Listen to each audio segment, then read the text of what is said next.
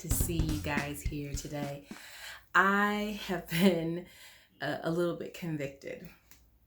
See, so I almost cursed out my husband.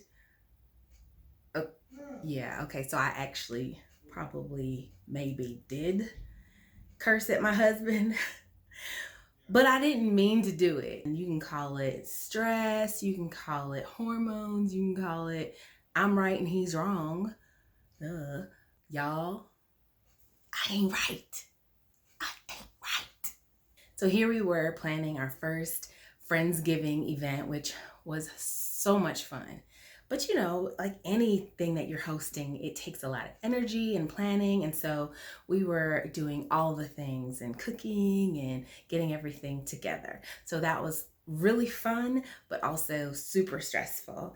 And so I admit that I got a little bit snippy here and there. I was thinking about it a little bit more because I have to admit, before I got married, I thought subconsciously in this somewhat arrogant way that because it took so long for me to get married, that somehow or another it would be so much better and easier as a result of experience, life, maturity, all the things, right? And in some ways, that's true. But in other ways, I have been surprised by my own behavior and by myself. And I did not come up that way. I wasn't raised that way. I mean, my mother used to say shoots, like she should say shoots instead of swearing. So, I mean, that's what I grew up with.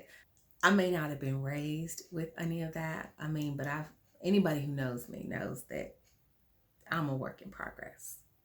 I have some sailor moments. Just a few.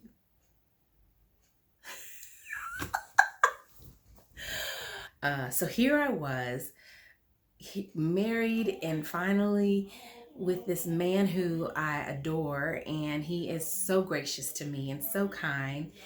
And the color that's showing in my life is ugly, like a mixture of every color. And man, I am often disappointed in myself and in my own humanity, I guess.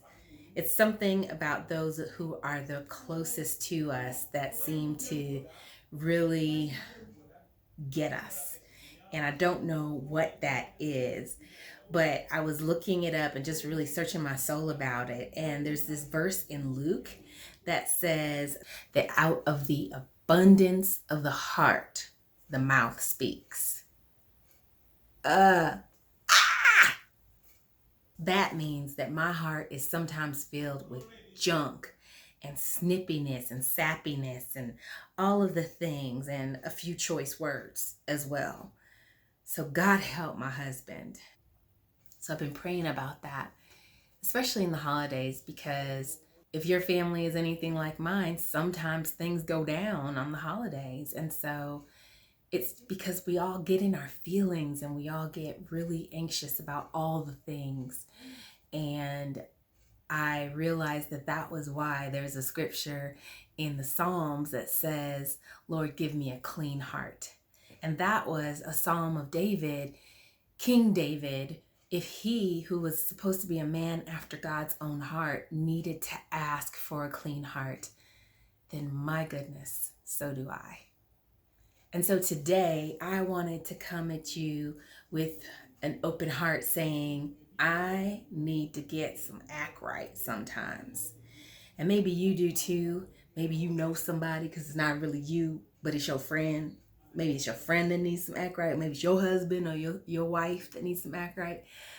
And I want to encourage us in this season and moving forward to pray for that clean heart, to ask God for his intervention in a really supernatural way, because there's so much love out there. There's so much joy. There's so much grace. There's so much kindness.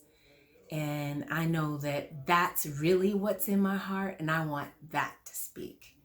I'm praying for you today that the joy, the peace, the gratitude, that speaks to your friends, to your families, to your loved ones. Happy Thanksgiving, everybody, and get some act right.